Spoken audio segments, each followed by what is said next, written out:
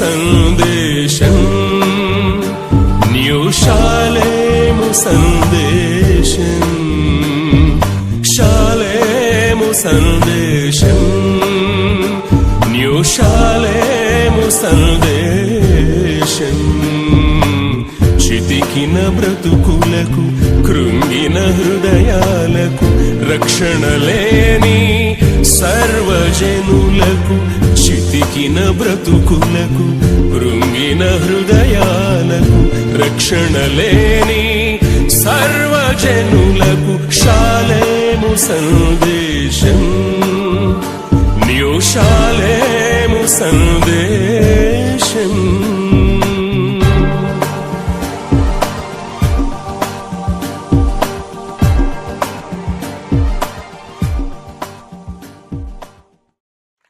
శాశ్వతమైన ప్రేమ వల్ల ఏం జరుగుతుందండి?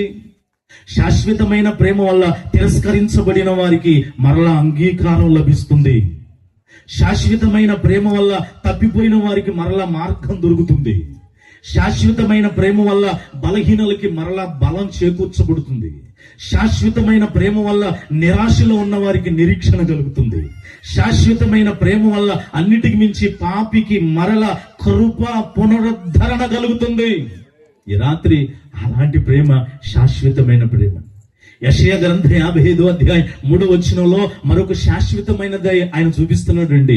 యెషయా గ్రంథము 55వ అధ్యాయం 3వ వచనంలో బైబిల్ చెప్తున్న మాట ఏంటంటే, చెవి యొగ్గి నా యొద్దకు రండి, మీరు వినిన ఎడల మీరు బ్రతుకుదురు, నేను మీతో నిత్య నిబంధన చేసేదను, దావీదునకు చూపిన అయ్యా అందరు వినండి, శాశ్వత కృపను మీకు చూపుదును. ఆమెను బిగ్గరగా.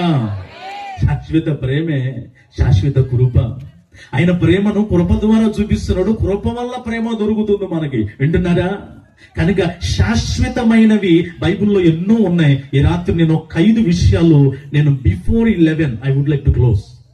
11 గంటల లోపు, అంటే అర్ధ గంట ఉంది ఈ లోపు టైము.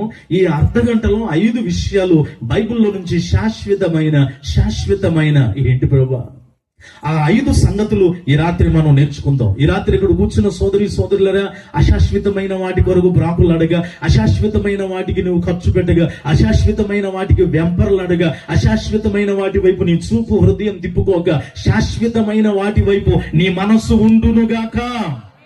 ఈ రాత్రి ఆ శాశ్వతమైన వాటిలో నెంబర్ 1 సామెతల గ్రంథంలోనికి వస్తారు. 2 ప్రియులు, ఇప్పటి వరకు బైబిల్ గ్రంథాలు తెరవని వాళ్ళు ఇప్పుడు తెరుద్దాం. Let us open our Bible story to scripture everybody. చదవగలిగిన వాళ్ళు, చదవలేని వాళ్ళు జాగ్రత్తగా వింటారని ప్రభు పేరిట నేను మనవి చేస్తున్నాను. ఎన్నో ఉన్నాయండి, నేను 5 విషయాలు మీ ముందు ఉంచుతాను. శాశ్వతమైన వాటిలో నెంబర్ 1 మొదటిది ఏంటయ్యా? సామెతల గ్రంథం 11వ అధ్యాయం 18వ వచనాన్ని చదువుదాం ప్రియులారా. సామెతల గ్రంథం 11:18లో, భక్తిహీనుని సంపాదన వానిని మోసము చేయును, నీతిని విత్తువాడు, అందరూ వినండి, శాశ్వతమైన బహుమానమునందును. చేతులుండి పైకి అందరూ బిగ్గరగా స్తోత్రం చెప్పండి. హల్లెలూయా.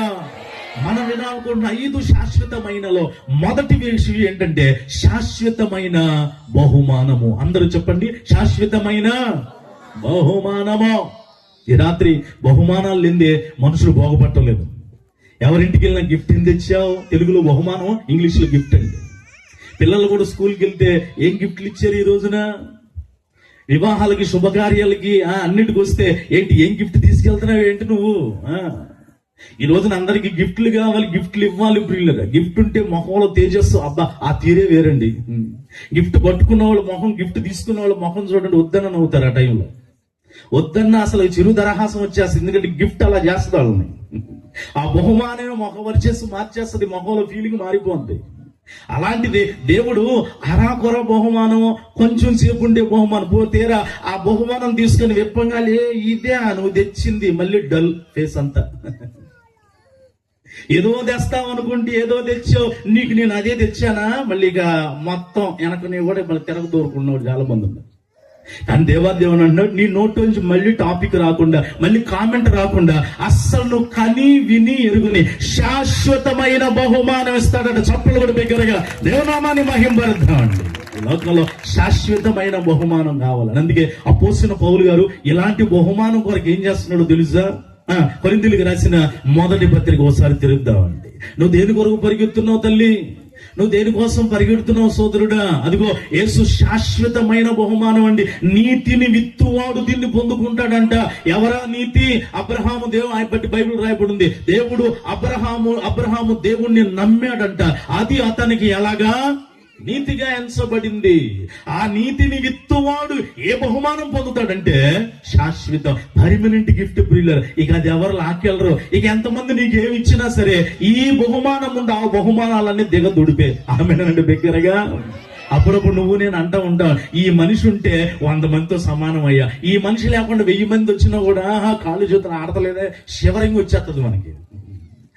దేవుడు కూడా ఇచ్చే బహుమానం ముందు లోకంలో అక్క, చెల్లి, తమ్ముడు, అన్న, వస్తువులు, వాహనాలు, పంటలు, పొలాలు, చివరికి నీవు కూడా నీ బహుమానం నీకు కూడా పెద్ద పనికిరాదు. ఆయన ఇచ్చే బహుమానము శాశ్వతమైనది ప్రియులట. ఇలాంటి బహుమానం కొరకు పరిగెత్తాలండి. సచ్ గిఫ్ట్ సేమ్ ఇలాంటి బహుమానం కొరకు కొరింథీయులకు రాసిన మొదటి పత్రిక 9వ అధ్యాయం 24 వచనంలో, కొరింథీయులకు రాసిన మొదటి పత్రిక 9:24, పందెపు రంగమందు పరిగెత్తు వారందరూ పరిగెత్తుదురు గాని, అయ్యి అందరూ వినండి, ఒక్కడే ఏం పొందుకుంటాడండి? బహుమానము పొందునని మీకు తెలియదా? తర్వాత అటువలే మీరు బహుమానము పొందునట్లుగా పరిగెత్తుడి. చప్పలు కొట్టాలి దగ్గరగా.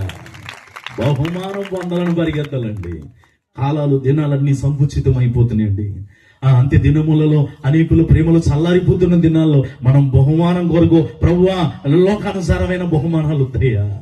లోకానుసారమైన బహుమానాలు నాకు అపకీర్తి తెస్తాయేమో, నా ప్రాణాన్ని దోచుకునేటట్టు చేస్తాయేమో, నన్ను నిరాశలోనికి తీసుకుని వెళ్తే నాలో ఒక తెలియని అసంతృప్తి కలుగుతుందేమో. కానీ నువ్విచ్చే బహుమానము శాశ్వతమైనది గనుక దాని కొరకు నేను పరిగెత్తుదునుగాక. ఆదికాండం 15వ అధ్యాయం 1వ వచనంలో ఒక ఆయనకి దేవుడు భలే బహుమానం ఇస్తున్నాడండి. ఆదికాండము 15వ అధ్యాయము 1వ వచనాన్ని ఒక్కసారి తిరగగలిగితే, ఆదికాండం 15:1, ఇవి జరిగిన తరువాత యెహోవా వాక్యము అబ్రామునకు దర్శనమిచ్చి వచ్చి, అబ్రామా భయపడుకుమో, నేను నీకు కేడము.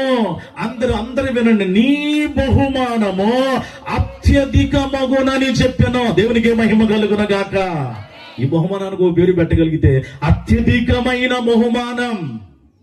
అయితే దేవాది దేవుడు అంటున్నాడు, మనకి ఏ బహుమానం ఇవ్వాలని ఆశపడుతున్నాడు అంటే శాశ్వతమైన బహుమానం అండి. అబ్రహాము అత్యధికమైన బహుమానాన్ని పొందుకున్నాడు. అత్యధికమైన బహుమానం ఆయనకి శాశ్వతంగా నిలబడిపోయిందండి. అందుకే ఈ రోజున అబ్రహాము ద్వారా ప్రపంచం నిలబడింది తెలుసా? మీరు అవునన్నా కాదన్నా నాకు తెలిసింది చెప్తానండి, అది తప్పో పొరపాటు తర్వాత మీరు టాలీ చేసుకోండి. అబ్రహాం మూలానే యూదులు వచ్చారు. శారా ద్వారా ఉద్భవించబడిన ఇస్సాకు ద్వారా. 2 అబ్రహాము శారా కాలం అయిపోయిన తర్వాత కెతూరా ద్వారా అన్యజనులు వచ్చారు భూమి మీదకి. దీనికంటే ఫస్ట్ అని చెప్పాలి, కానీ లాస్ట్ లో చెప్తాను ఏంటంటే హాగరు ద్వారా ఇస్మాయిల్ వచ్చారు. కనుక ఇప్పుడు ప్రపంచం అంతా వినండి ప్రియులరా, ముస్లిం సోదరులు హాగరు ద్వారా అబ్రహాము సంతానము, యూదులు ప్రపంచాన్ని దిశ మార్చగలిగిన జెవిష్ పీపుల్, ఇస్రాయేలీయులు ఇస్సాకు ద్వారా వస్తే, వీళ్ళిద్దరు కాకుండా మిగిలిన వాళ్ళందరూ అన్యజనులే. ఆ అన్యజనుల్లో నేను ఉన్నాను, నువ్వు ఉన్నావు. నువ్వు యూదులు కాదు, ముస్లిం కాదు. అన్యజనులుగా ఉన్న వాళ్ళందరూ కూడా కెతూరా ద్వారా వచ్చిన వాళ్ళే. కనుక ఈ ముగ్గురు ద్వారా, అబ్రహాము ద్వారా ప్రపంచమంతా నిలబడి. అందుకే అత్యధికమైన బహుమా నీ సంతానాన్ని ఇసుకరేణుల వల్లే చేస్తాడు. చప్పలు కూడా బిగ్గరగా దేవునామాన్ని మహింపరుద్దాం ప్రియులారా. కనుక శాశ్వతమైన బహుమానం అని మనందరికి ఎప్పుడు తెలిసిన మాటే. కీర్తనలు 127:3 ఇంకో బహుమానం ఉందండి. 127వ కీర్తన 3వ వచనంలో, గర్భఫలము ఆయన ఇచ్చు బహుమానం. ఆమె అనవా బిగ్గరగా. తల్లి రాత్రి ఇంకా గర్భఫలం లేకుండా ఇక్కడ కూర్చున్నావేమో. భౌతికంగా అయినా సరే, ఆధ్యాత్మికంగా అయినా సరే, భౌతికంగా ఆ సంతానం లేక గర్భఫలం లేక బాధపడుతుంటే ఈ రాత్రి దేవునితో మాట్లాడుతున్న మాట, ప్రభువా నాకు కూడా ఈ బహుమానం వచ్చునుగాక. ఆధ్యాత్మికమైన బహుమానం. దేవుని సన్నిధిలోనికి నీ సాక్ష్య జీవితం ద్వారా ఒక్కాత్మన మందిర్లోనికి నడిపించబడునుగాక. ఇవి అక్కడ శాశ్వతంగా రాయబడతాయి ప్రియులరా, ఇవి శాశ్వతంగా రాయబడతాయి. కనుక మనకి శాశ్వతమైన బహుమానం. ఇంకో బహుమానం చెప్పి ముందుకు వెళ్ళినా అండి. యెషయా గ్రంథం 40:10 యెషయా గ్రంథం 40:10 ఇదిగో తన బాహువే తన పక్షమున ఏలుచుండగా ప్రభువుకు యెహోవా తానే శక్తి సంపన్నుడై వచ్చును. అమ్మ అయ్యి అందరు వినండి, ఆయన ఇచ్చు బహుమానము అన్నానండి. ఎవరిచ్చే బహుమానం అండి? ఆయన ఇచ్చే బహుమానం. ఈ రాత్రి వాక్యం వింటున్న ప్రత్యేకించి యవ్వన బిడ్డ, సాతాను చేతిలో బహుమానం పొందుకున్నావా? సాతాన్ చేతిలో బహుమానంలాగా నువ్వు అయిపోయావా? సాతాన్ ఇచ్చే బహుమానం, లోకం ఇచ్చే బహుమానం, శరీరాశులు ఇచ్చే బహుమానం, ఆ జీవపడంబాలు ఇచ్చే బహుమానంతో నీ ఇల్లంతా అల్లకోహాలంగా ఉంటే, అయ్యా ఈ వద్దు ప్రభువా, నువ్విచ్చే బహుమానము నాకు ఉండునుగాక. ఇది శాశ్వతమైనది ప్రియులారా.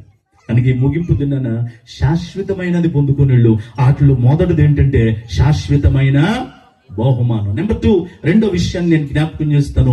శాశ్వతమైన వాటిలో రెండో సంగతి ఏంటంటే తిమోతికి రాసిన మొదటి పత్రికలో ఒకసారి రండి ప్రియులు. The book of first Timothy chapter 6:16. Timothy మొదటి పత్రిక 6:16. 6:16 మొదటి తిమోతి. సమీపింపరాని తేజస్సులో ఆయన మాత్రమే వసించుచు అమరత్వము గలవాడై ఉన్నాడు. మనుష్యులలో ఎవడునో ఆయనను చూడలేదు, ఎవడునో చూడనేరడు. అందరూ వినండి, ఆయనకు ఘనతయు తర్వాత శాశ్వతమైన ప్రభావమును కలిగి ఉండునుగాక. అందరూ ఆమేననండి బిగ్గరగా. రెండవది శాశ్వతమైన ప్రభావము. అమ్మ అనండి, శాశ్వతమైన ప్రభావము అది ఆయన కలిగి ఉన్నాడండి. దేవాది దేవుడు ఆయన కలుగున్నాడు అని అంటే అర్థం ఏంటో తెలుసా? నాకు కూడా ఇస్తాడు ఆయన, అంతే నమ్మాలి. ఎందుకంటే తండ్రి కలిగి ఉన్నవన్నీ ఎవరికి వస్తాయండి? కుమారులకు రావాల్సిందే. ఇప్పుడు ఆయన పరమ తండ్రి కనుక ఆయనలో శాశ్వతమైన ప్రభావం ఉంది. ఆయనలో ఉన్న ప్రభావం నీలోకి కూడా వచ్చునుగాక. వచ్చి తీరాలండి. ఉందా అండి ఆయన ప్రభావం? ఈ రోజునండి యవనస్తులు నన్ను మాట్లాడినే తప్పుగా అనుకోవద్దు. Try to understand. నా చేతులు జోడించి మనం చేస్తాను. అపార్థం చేసుకోవద్దు అండి, అర్థం చేసుకోండి. ఈ రోజున యవనస్తుల మీద ఎంత ప్రభావం, గంజాయి ప్రభావం. నిన్న మొన్నానండి శ్రీకాళహస్తిలో అనుకుంటా ఒక యవ్వనస్తుడు హెడ్ కానిస్టేబుల్ మీద కత్తి తీసాడండి. మీ అందరూ చూశారనుకుంటున్నాను. ఆ సాయంత్రానికి ఆ అబ్బాయికి మంచి మర్యాద జరిగింది. ఆ తర్వాత విషయం నా చేతులు జోడించి మనం చేస్తాను. నేను ఎవరిని విమర్శించట్లేదు సుమా. Try to understand. ఎందుకు? నీ ప్రభావం ఎవరి మీద పడుతుంది? ఈనాడు యవనస్తులు అతను చూసి ఇతను అలాగే, అతను చూసి ఇతను అలాగే. ఆ చెడు ప్రభావం నీ బిడ్డ మీద, ఆ చెడు ప్రభావం నీ కుమార్తె మీద. మా ఊళ్ళో అందరూ ఇంతేనండి అని అంటున్నారు. చెడు ప్రభావం అమ్మా నీ మీద పడుతుంది. భక్తి కలిగిన స్త్రీకి తగిన అలంకరణ అనే ప్రభావం నిన్ను బట్టి నీ ప్రక్క వారి మీద పడుతుందా? యవనస్తుడైన తిమోతి అవ్వ లోయలోను తల్లి యునికేలోను ఆ తర్వాత అతల్లో కూడా ప్రవహించిన ప్రభావం ఎంతగా ఉంది ప్రియులారా. నీ ప్రభావం అదిగో యోసేపుకి ఏది లేకపోయిన పరిశుద్ధతను కాపాడుకొని ఆయన ప్రభావం ఈజిప్టు దేశం అంతా కనబడింది ప్రియులారా. అదిగో యోబు ప్రభావం కష్టాలు వచ్చినా, నష్టాలు వచ్చినా, ఇబ్బందులు వచ్చినా, వేదనలు వచ్చినా ఒకప్పుడు లేచి అందరు నిలబడిన వాళ్ళు, ఒకప్పుడు లేచి నిలబడిన వాళ్ళు ఇప్పుడు తలలూపుతూ పిల్లలు కూడా ఎగతాళి చేసే స్టేజికి దిగజారిపోయిన నీతిని వదల, పరిశుద్ధతను వదల ఆయన ప్రభావము ఊసు దేశమే కాదు, ఈ రాత్రి ఇక్కడ దాకా కూడా పనిచేస్తుంది. కొట్టు చప్పటి దగ్గర దేవునామాన్ని మహింపరుగా. ఇది ప్రభావం, శాశ్వతమైన ప్రభావం. నీళ్ళగా మనుషులను పాడు చేసే ప్రభావాలు, కాపురాలను పాడు చేసే ప్రభావం, సంసారాలను పాడు చేసే ప్రభావాలు, భక్తి జీవితాలను పాడు చేసే ప్రభావం ఈ రోజున అత్యధికమైనవండి. ఈ రోజున అత్యధికమైపోతుంది. నీ ప్రభావం నీ కుటుంబం మీద ఎంతవరకు ఉంది బిడ్డ? తండ్రిగా, తల్లిగా నీ ప్రభావం నీ పిల్లల మీద ఎంతవరకు కనబడుతుందమ్మా? పిల్లలుగా నీ కుటుంబంలో నీ తర్వాత పుట్టిన చెల్లికి, తమ్ముడికి నీ ప్రభావం ఎంతవరకు కనబడుతుంది పిల్లలు? మనందరికీ పరిచయమేనండి. 12 ఏళ్ల నుంచి రక్తస్రావ రోగి యేసుప్రభు వారి వెనక నుంచి ముట్టిందంట. వెంటనే యేసుప్రభు వెనక్కి తిరిగారు. నా ప్రభావం పోయింది, ఎవరు నన్ను ముట్టింది? చూసారా, ఈయన ప్రభావం ఎవరిలోకి వెళ్ళిందండి? రక్తస్రావ రోగిలోకి వెళ్ళిపోయింది ప్రభావం. ఈ ప్రభావము మన ఊరిలో కనపడును గాక. నీ ప్రార్థన ప్రభావం పరిశుద్ధులు అందరి మీద, అపరిశుద్ధులు అందరి మీద, మనందరి మీద కనపడి తీరును గాక. శాశ్వతమైన ప్రభావం మన జీవితంలో కనపడాలి ప్రియులారా. నా జీవితం ఎంతమందిని ప్రభావితం. 3 రోజులు వాక్యం విన్నావు, 3 రోజులు చక్కగా దేవుని సన్నిధిలో గడిపావు. దీనికి ముందు 40 రోజులు ఉపవాస కూడికలు దేవుని దాసులు కంటిన్యూ చేశారు. ఈ ప్రభావం నీ మీద ఎంతవరకు ఉంది? అయ్యా, వచ్చాం, కూర్చున్నాం, ఇక్కడతో అయిపోయింది. ఇక్కడే దులిపేసుకుని వెళ్ళిపోతాం ప్రభువా. ఇక్కడే దులిపేసుకుని వెళ్ళిపోతాం అంటే దేవుడు నిన్ను దులిపేస్తాడు తర్వాత. కనుక శాశ్వతమైన ప్రభావము మన ప్రవర్తనలో కనబడునుగాక. ఈ రోజున చూడండి, సాతాను వాడి ప్రభావం ఎంతగా కనబడుతుంది. ఎందుకంటే వాడికి అర్థమైంది ఏంటో తెలుసా? నాకు ఇవ్వబడిన సమయము కొంచెము గనక వాడు ఎవడిని మృంగుదునా అని అటు ఇటు తిరుగులాడుతున్నాడండి. వాడికంటే సూపర్ ఫాస్ట్ గా మనం ఉందుముగాక. మన ప్రభావం వేగంగా ఇతరుల మీద పడునుగాక. నెంబర్ 3, 3వ విషయాన్ని నేను జ్ఞాపకం చేస్తాను ప్రియులరా. నెంబర్ 3, 3వ విషయాన్ని నేను జ్ఞాపకం చేస్తాను. శాశ్వతమైన వాటిలో నెంబర్ 3 దానియేలు గ్రంథం. దానియేలు గ్రంథాలను ఒకసారి రండి. 7వ అధ్యాయము 14వ వచనాల్లో చక్కటి మాట. 3వ శాశ్వతమైనది ఏంటో చూద్దాం. The book of Daniel chapter 7 verse 14. 7వ అధ్యాయం 14వ వచనం. సకల జనులను, రాష్ట్రములను, ఆయా భాషల మాట్లాడువారును ఆయనను సేవించున్నట్లు ప్రభుత్వమును, మహిమయు, ఆధిపత్యమును ఆయనకి ఇవ్వబడెను. అమ్మ, అందరూ వినండి. ఆయన ప్రభుత్వము శాశ్వతమైనది. చప్పలు కొడదాం బిగ్గరగా, చప్పలు కొడదాం బిగ్గరగా. నెంబర్ 3 శాశ్వతమైన ప్రభుత్వము. అమ్మ, అందరూ అనండి, శాశ్వతమైన ప్రభుత్వం. అదేంటండి ప్రభుత్వ జోలికి మనకి ఎందుకులేండి? ఈ లోక ప్రభుత్వాల గురించి కూడా మనకు అనవసరం అండి. వాటి గురించి మాట్లాడలేదు. శాశ్వతమైన ప్రభుత్వము 5 సంవత్సరాలకు ఒకసారి మారిపోయే ప్రభుత్వం కాదు రాబోయేది. ఈ భక్తి, ఈ ప్రార్థన, ఈ మారు మనసు, ఈ బాప్టిజము, ఈ సాక్ష్యాన్ని కాపాడుకోవడం, ఈ బలలో చేయవేయడం, నిన్ను వల్ల నీ పొరుగు వారిని ప్రేమించడం, కన్నీటి ప్రార్థన, మోక అనుభవం, వాక్యాన్ని పోలి నడవటం, ఇదంతా దేనికో తెలుసా? మనం ఆ శాశ్వతమైన ప్రభుత్వములో ఉందుముగాక. అందుకు ఈ భక్తి అంతా. అందుకే ఈ 40 రోజులు ఉపవాస ప్రార్థన గురించి. అందుకే సంవత్సరానికి 3 రోజులు వేయ ప్రయాసాలు పోతేపోయింది. ఎందుకంటే ఆ శాశ్వతమైన ప్రభుత్వంలో నేను, నా పిల్లలందరూ ఉండాలయ్యా. ఆ శాశ్వతమైన ప్రభుత్వం అక్కడ రాయబడి ఉంటుంది. అదెన్నటికి తొలగిపోదు. ఆమెనండి బిగ్గరగా. ఆ ప్రభుత్వమే శాశ్వతమైన ప్రభుత్వమే. ఆ శాశ్వతమైన ప్రభుత్వమే పరలోక ప్రభుత్వం అని అన్నాడు. ఏ ప్రభుత్వం అండి? పరలోక ప్రభుత్వం ప్రియులు. కనుక ఈ పరలోక ప్రభుత్వంలో మనము ఉండడానికి దేవుడు మనల్ని ఈ రాత్రి కోరుకుంటున్నాడు. అలాంటి ప్రభుత్వం కొరకు ఎదురు చూడుదుముగాక. మీకా గ్రంథం 5వ అధ్యాయం 2వ వచనంలో, మీకా గ్రంథము 5వ అధ్యాయము 2వ వచనంలో బైబిల్ చెప్తున్న మాట ప్రియులరా. మీకా 5:2 బెత్లెహేము, ఎఫ్రాతా, యూదా వారి కుటుంబములలో నువ్వు స్వల్ప గ్రామమైనను నా కొరకు ఇశ్రాయేలులను ఏలబోవాడు నీలో నుండి వచ్చును. పురాతన కాలము మొదలుకొని, వినండి, ఏ కాలమో తెలుసా? శాశ్వత కాలం. దేవునికి మహిమ కలుగును గాక.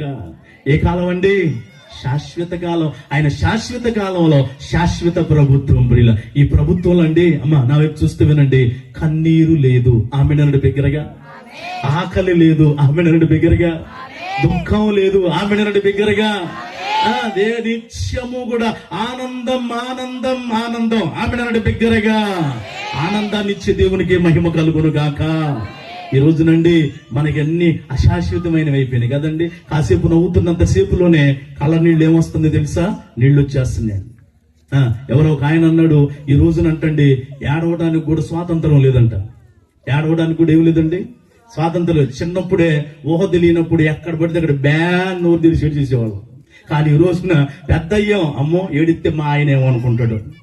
ఏడితే నా భార్య ఏమనుకుంటుందో, ఏడితే మా అబ్బాయి ఏమనుకుంటాడు. అందుకని రాత్రి అయితే అప్పుడు ఎవరికి తెలియకుండా పగలంతా వచ్చిన కష్టం రాత్రి ఏడుస్తున్నారండి. నా చేతులు జోడించి చెప్తాను ప్రియులుగా, ఈ రాత్రి నీ కన్నీరు నాట్యంగా మార్చబడును గాక. ఈ రాత్రి నీ ప్రతి బాష్ప బిందువును దేవుడు తుడిచివేయును గాక. అలా తుడిచివేయబడాలంటే శాశ్వతమైన ప్రభుత్వంలో సంపాదించుకోలేరు. శాశ్వతమైన ప్రభుత్వంలో అయ్యా నేను రక్షణ ఇంకా ఈ రాత్రి రక్షణ పొందకుండా, మారు మనసు పొందకుండా, బాప్టిజం పొందకుండా ఒకవేళ వాక్యాన్ని విని వెళ్తే, అమ్మ బ్రదర్, ఇది చివరి రోజు సభ, ఈ రాత్రి అయినా ఈ నీ దినమందైనా సమాధాన సంబంధమైన సంగతులు తెలుసుకొని ప్రభువా శాశ్వతమైన ప్రభుత్వంలో నేను చోటు సంపాదించుకొందునుగాక, అక్కడ జీవవృక్ష ఫలములు నేను భుజించుదునుగాక. 4వ శాశ్వతమైనది ఏంటో మనం చూద్దాం ప్రియులారా. నేను ముగింపులోకి వచ్చేసాను. ఇక దేవుని వాక్యం మీద శ్రద్ధగా మీరు నిలుపుతున్నందుకు వందనాలు. ద్వితీయోపదేశ కాండం 33వ అధ్యాయం, ద్వితీయోపదేశ కాండం 33వ అధ్యాయం 27వ వచనంలో 4వ శాశ్వతమైనది ఏంటండి? The book of Deuteronomy chapter 33 verse 27, 33:27. శాశ్వతుడైన దేవుడు నీకు నివాస స్థలము, నిత్యముగా ఉండు బాహువులు నీ క్రింద నుండును, ఆయన నీ ఎదుట నుండి శత్రువును వేలగొట్టి నశింపజేయుమనెను. ఇంకోసారి ఆమెను అంటారు బిగ్గరగా. 4వదిగా శాశ్వతుడైన దేవుడు. అమ్మ అన్నాడు, ఏ దేవుడు అండి ఆయన? బిగ్గరగా చెప్పండి, ఏ దేవుడు అండి?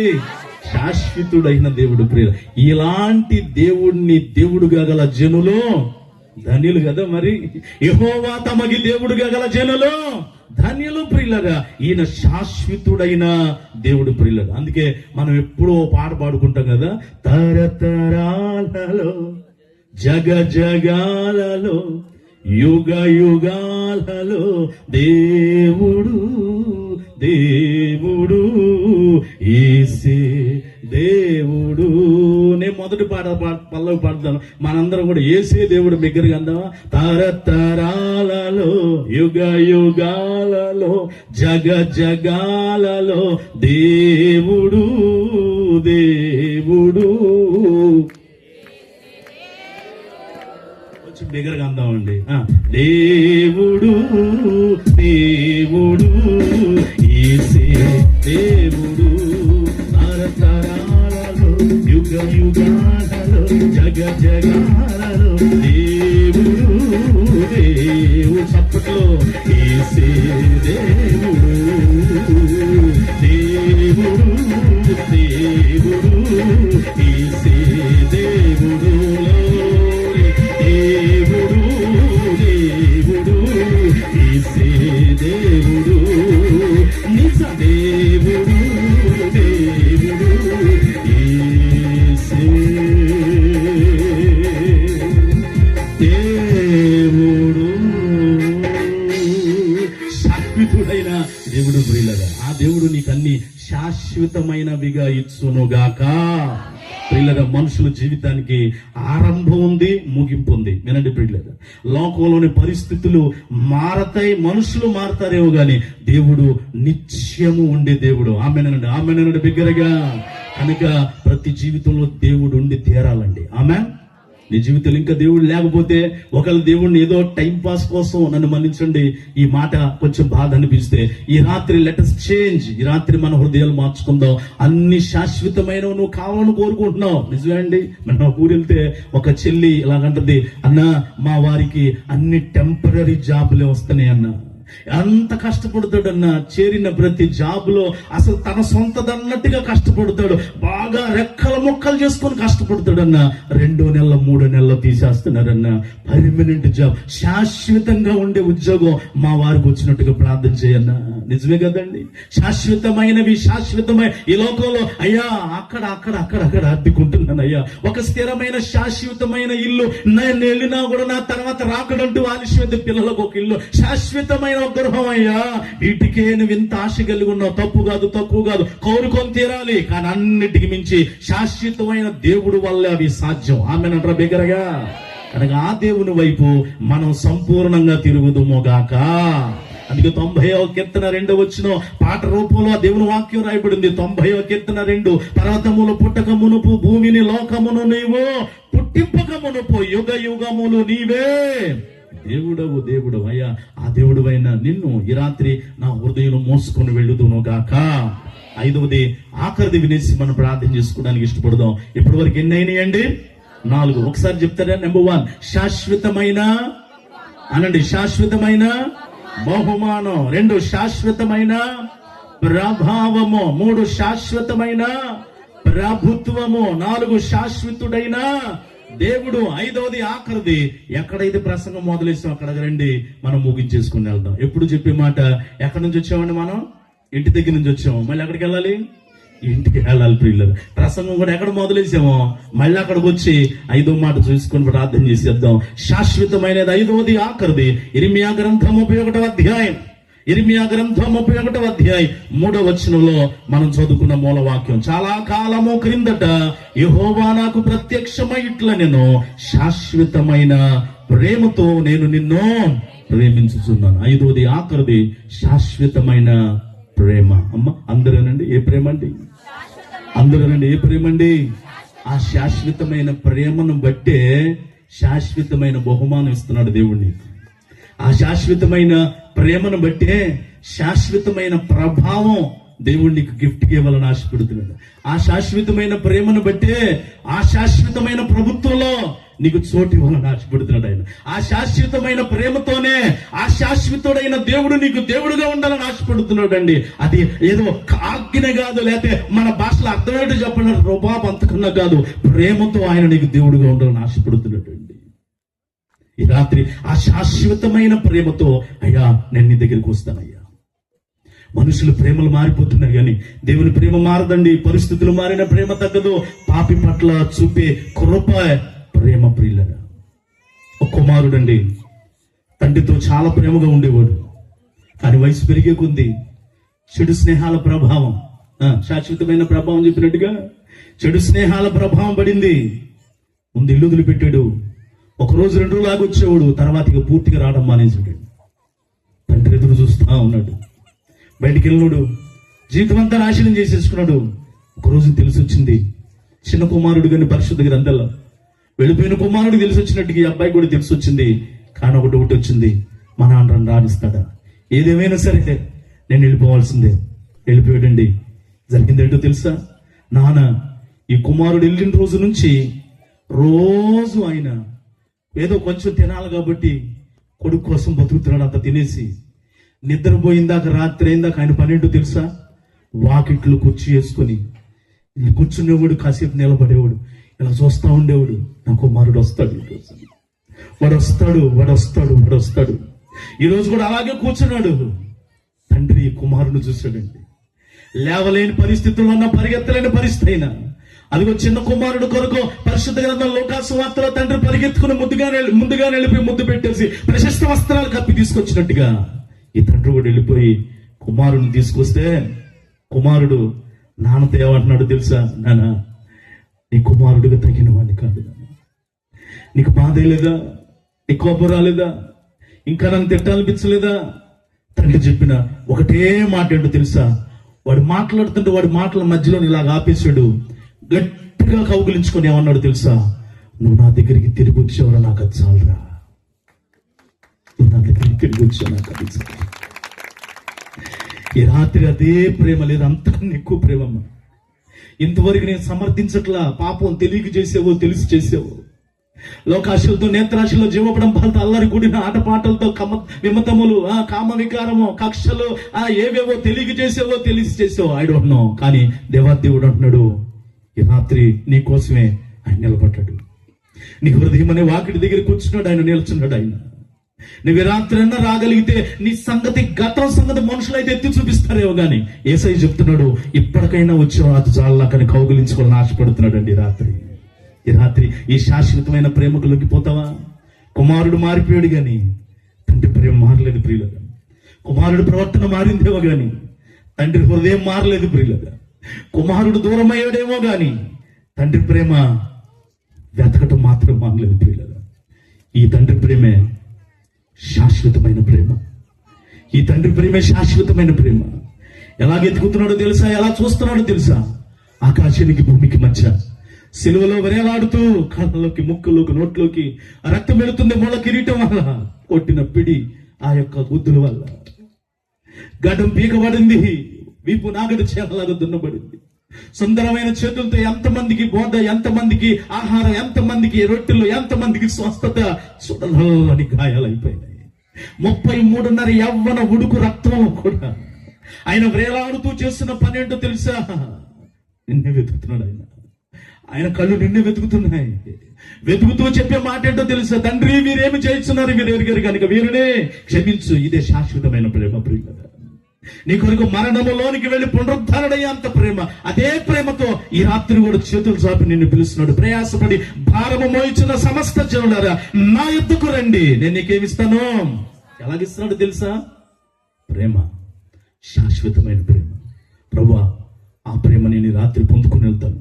ఆ ప్రేమ ద్వారా వచ్చే బహుమానము, ప్రభావము, ప్రభుత్వము ఆ దేవుడు అయిన నీతో నేను నిత్యము ఆ ప్రేమను పంచుకుంటూ బ్రతుకుతానయ్యా అంటూ పైకి లేచి నిలబడదాం.